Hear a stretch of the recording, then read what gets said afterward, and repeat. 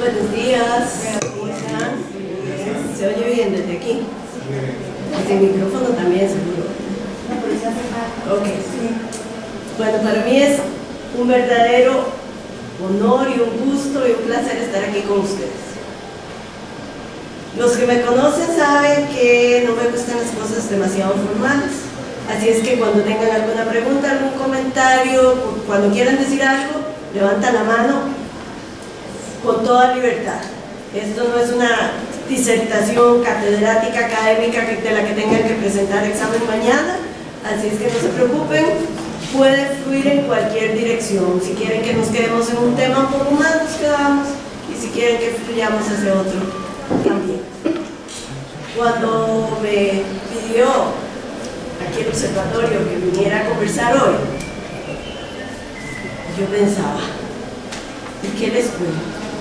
¿Por dónde empiezo?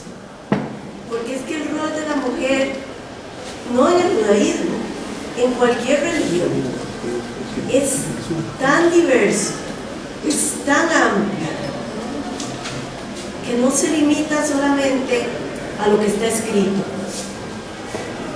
Es más, lo que está escrito casi nunca es lo que es. Porque los que escriben ponen nada más lo que ellos sienten y lo que ellos ven, pero la vida se forma de las vivencias de todos los demás, cuya voz no siempre queda plasmada en las cosas escritas. Y obviamente el rol de la mujer en el judaísmo ha cambiado con el tiempo, como el rol de la mujer en toda sociedad. Podríamos hablar horas acerca de los elementos históricos de la mujer desde el punto de vista judío. Pero al igual que en cualquier otro pueblo, no hay blancos y negros, hay muchos grises. Podríamos decir, por ejemplo, que Costa Rica es un país donde hay igualdad de derechos entre hombres y mujeres. ¿Qué piensan ustedes? Para nada, ¿por qué? Porque aunque hay legislación, digamos, que está enfocada en eso, en la práctica se puede ver todo tipo de discriminación, de violaciones, de acoso sexual callejero. Ok, pero si lo comparamos con otros países donde tal vez no haya legislación, donde tal vez las costumbres y los paradigmas sociales sean diferentes, desde nuestros zapatos o desde los zapatos de un observador, también podrían decir que sí, que este es un país donde hay igualdad de género. Tuvimos una presidenta, tenemos diputadas, tenemos ministras, tenemos mujeres científicas, policías, bomberas. ¿Nos hace eso líderes en igualdad? No, para nada. Tenemos mundos viviendo dentro de mundos en este pequeño país que se llama Costa Rica. Lo que sí podemos decir es que en este país estas mujeres que han sobresalido han abierto la puerta,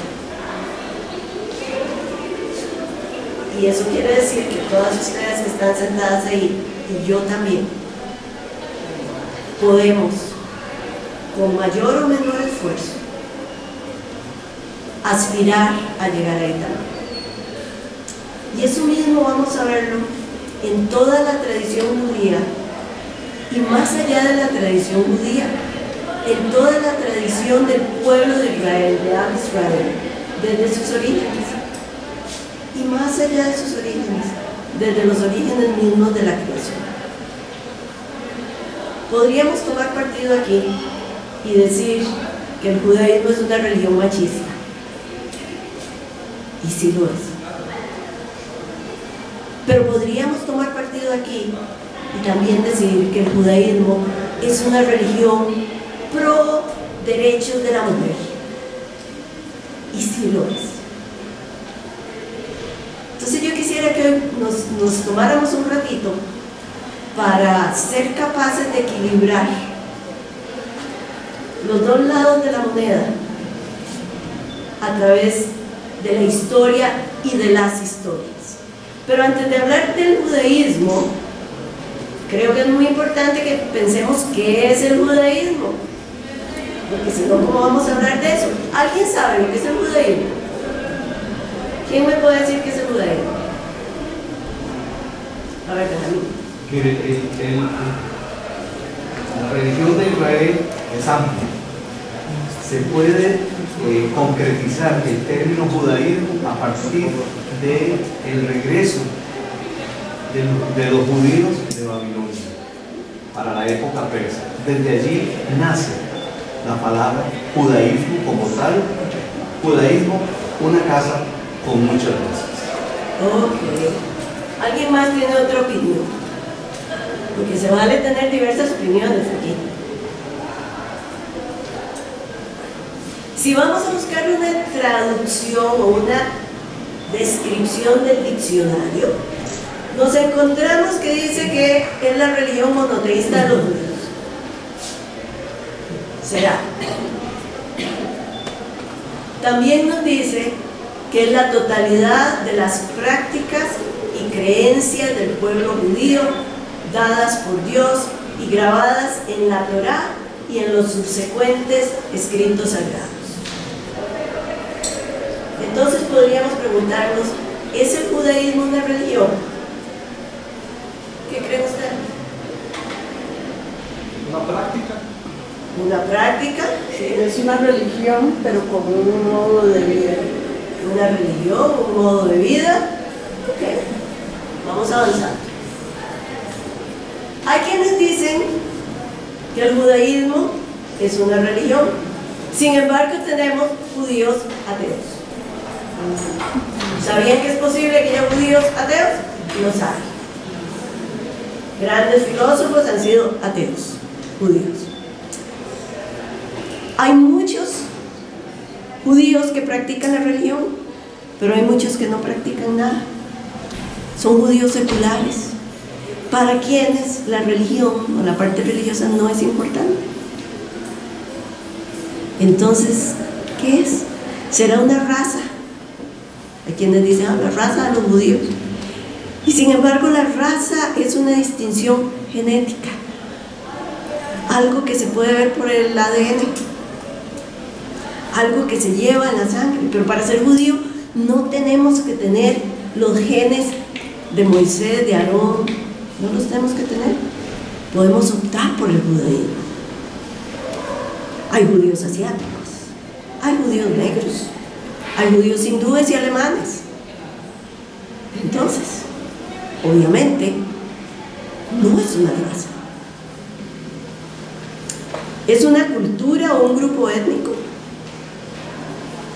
De acuerdo con nuestra concepción actual, hay características y conductas culturales que se comparten, pero no hay uniformidad, porque los judíos de Alemania practican de una forma y los judíos de República Dominicana practican de otra. Entonces sí, se comparten creencias, se comparten cosas, pero tampoco es una cultura.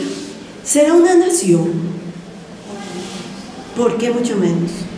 Porque hay personas judías en todo el mundo. Porque nosotros hoy pensamos, decimos nación y decimos igual país con fronteras. Y para este concepto moderno de nación, no somos una nación. Hay judíos costarricenses, hay judíos alemanes, hay judíos de todas partes. Y muchos de los que viven en el país llamado Israel no son judíos. Y sin embargo son israelíes.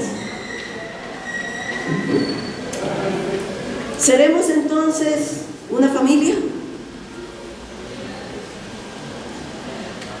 Una familia nos describe mejor. En una familia hay de todo: los inteligentes y los tontos, los que ganan plata y los pobres, los que siempre andan pidiendo ayuda, los que son vagabundos y los que trabajan mucho, los que son modernos y los que son anticuados. Y cuando nos reunimos en esas fiestas de la familia, vemos a esos primos que teníamos años de no ver y que decimos mejor no los hubiera visto. O aquellos otros que decimos, ¿y por qué yo no me acerco más a esta gente? En una familia hay de todo. y en el judaísmo hay de todo. Entonces el judaísmo hoy, no cuando se inició, no la conceptualización bíblica, el judaísmo hoy es una gran familia donde vivimos repartidos por todas partes del mundo. Y sin embargo, nos peleamos a cada rato. Hay diversas variedades de judíos. El ortodoxo se queja de que la mujer toca la Torá y que Dios guarde. El reformista dice que por qué tengo que andar con sombrero vestido de negro. El reconstruccionista dice Dios no existe, lo que existe son las fuerzas de la naturaleza. Entonces todos esos rituales a mí no me hablan. Y cada uno jala para su saco. Pero cuando nos presionan, cuando enfrentamos dificultades, cuando suceden cosas que tocan los valores básicos del judaísmo, todos, sin excepción, unimos manos. Igual que en una familia. Todos ayudamos al necesitado y todos volvemos a prestarle plata a aquel que siempre nos pide prestado y no nos paga. Entonces entendemos el judaísmo como una familia. Históricamente nos cuentan los científicos que toda sociedad se inicia como un matriarcado. Y ustedes aquí que son estudiosos de todo esto saben de esto mejor que yo. Así que no voy a dar nombres de científicos ni nada, no vaya a ser que me equivoque. Científicamente toda sociedad arranca como un matriarcado. ¿Por qué? Porque se ve que en los animales, sobre todo en los mamíferos, impera un matriarcado. Y eso pasa a nosotros, los mamíferos evolucionados. ¿Por qué un matriarcado? Porque cuando empezamos, la mujer es la que da vida. Cuando se inicia la civilización, no hay concepto de ética, ni de valores, ni de cultura. No hay vergüenza, no hay miedo al sexo. No se sabe cómo se generan los hijos. Y el hecho de que una mujer pueda quedar embarazada le confiere un estatus diferente. ¡Wow! Los hombres no saben que ellos son parte de la magia. Por eso los hijos vienen de la madre. ¿Quién es el papá? ¿Quién sabe? ¿Qué importa? Todos los hombres del grupo trabajan para alimentar a las mujeres del clan y a todos los hijos. Y la mujer manipula y utiliza su poder por muchísimos años, por muchísimas centurias. Y todas las grandes civilizaciones arrancan como un matriarcado. Y nos preguntamos, ¿de dónde nos quedamos perdidas? ¿Verdad? ¿Qué pasó ahí? ¿Qué creen ustedes que pasó ahí?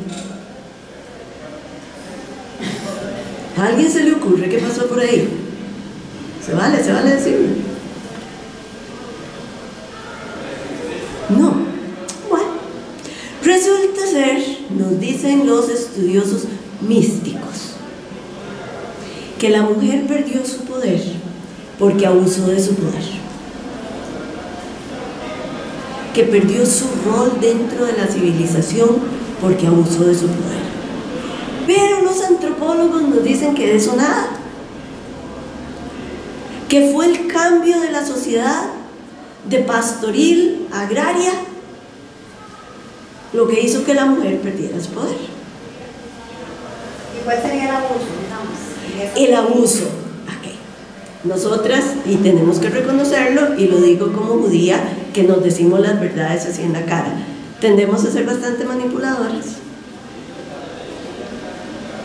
Esa es la primera. Tendemos a ser más crueles cuando estamos enojadas, mucho más crueles que los hombres. Revisen los estudios de quiénes son más crueles, los guardas en las prisiones masculinas o las mujeres guardas en las prisiones femeninas. Sabemos que tenemos una magia especial sabemos que tenemos un regalo especial. Y cuando no lo utilizamos para el bien, se vuelve en contra nuestra. De hecho, cuando nos lanzamos a una posición pública y no mantenemos un equilibrio, una ecuanimidad, una identidad perfecta, una ética, nos muerde más que a los hombres, no porque seamos discriminadas, sino por las consecuencias de lo que hacemos. Tienen repercusiones a niveles más profundos. Y yo sé que cuando yo hablo de esto, muchas feministas empiezan a verme así raro. ¿Pero qué puedo decir? Tengo que aceptar mi lado oscuro, porque yo también lo tengo.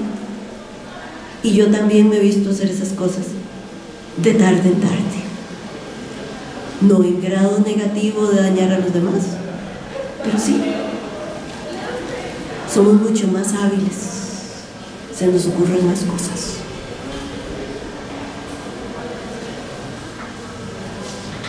Y veo a los hombres así muy callados.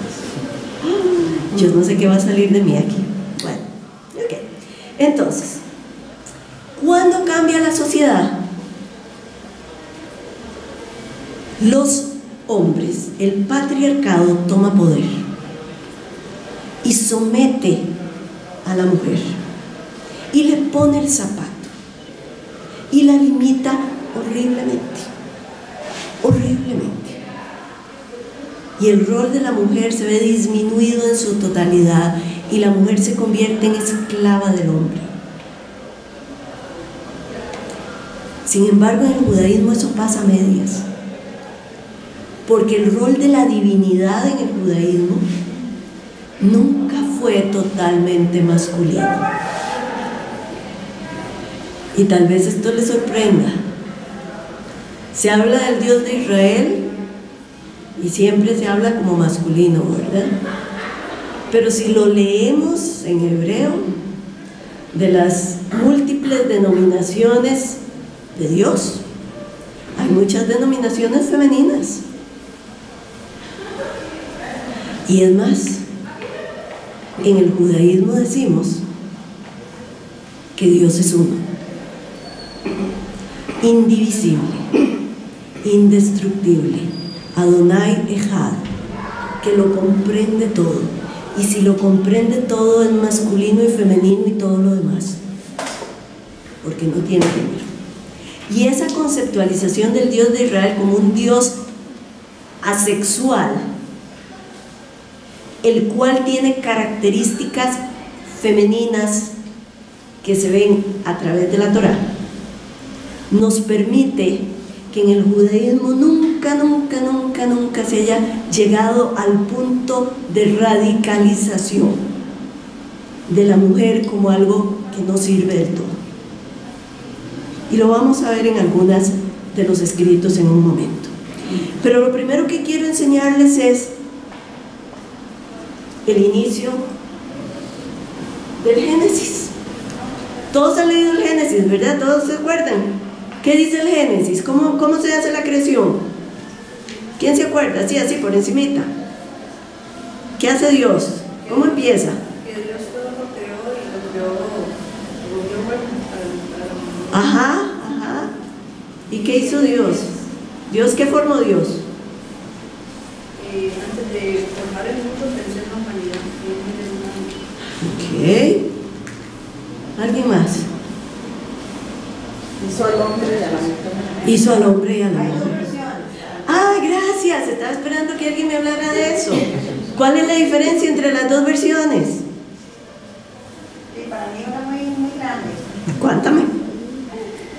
Porque en una se supone que la creación es de la misma materia prima, digamos que sería el polvo de la tierra, y en la segunda es la mujer sacada de la costilla del hombre.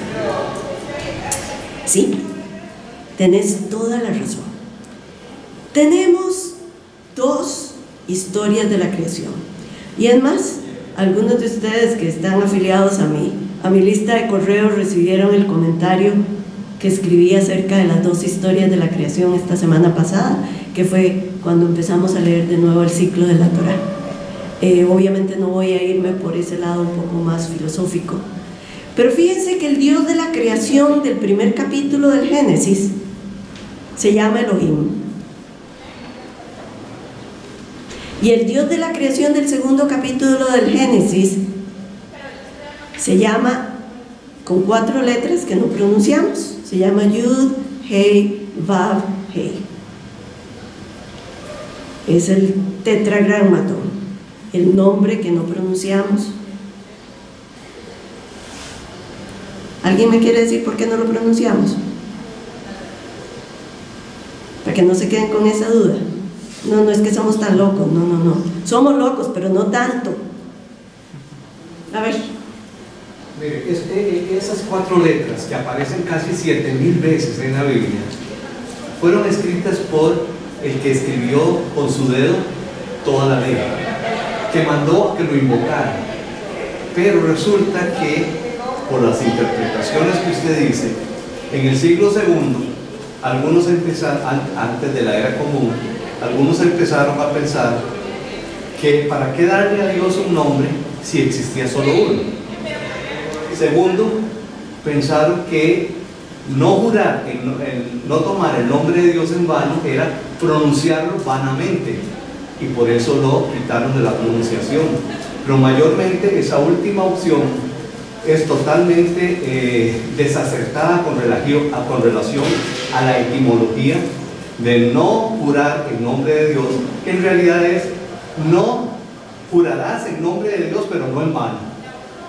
Entonces, hasta allí lo que le puedo yo mencionar. Uno es una superstición a partir del segundo siglo antes de la era común, y la otra sencillamente un respeto a algo que es inefable, pero que aparece 7.000 veces en las escrituras hebreas. Como siempre, 2 judíos y 6 o 7 o 10 opiniones. ¿Ok? Yes. Eso es típico. Así es que atrévanse a levantar la mano y decir lo que piensen, porque todo está aceptado. ¿Ok?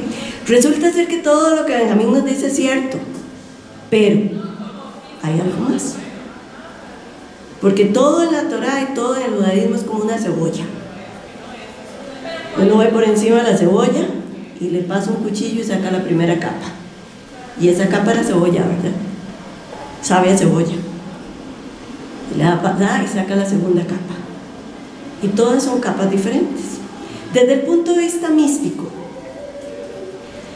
el nombre de 4 letras no se pronuncia por una razón muy simple. A partir del momento en que yo llamo a esto agua, lo limito. A partir del momento en que yo digo silla, surge en su mente una idea arquetípica de cómo debe ser una silla. Hay 1000 variedades de silla, pero cuando yo digo silla ya no puede ser mesa, ya no puede ser avión, ya lo definí. Y el Dios creador del universo es uno, es indefinible. Y como es indefinible, es un engreimiento humano pensar que podemos, con nuestra expresión vocal,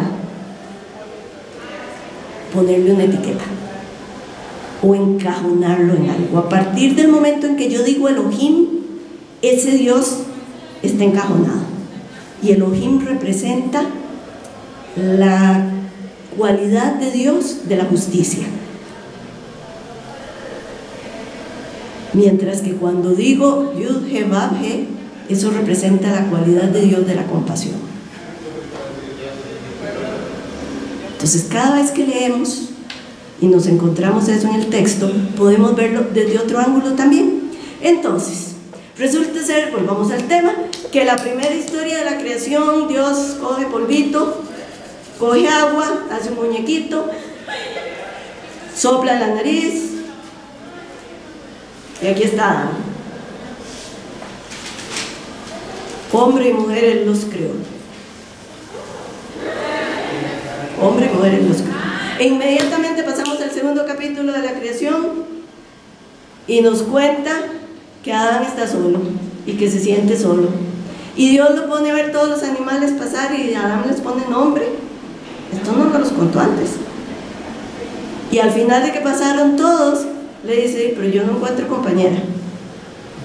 Y Dios lo acuesta, lo duerme, le saca una costilla y sale de ahí Eva. Para algunos, y no tenemos que estar de acuerdo,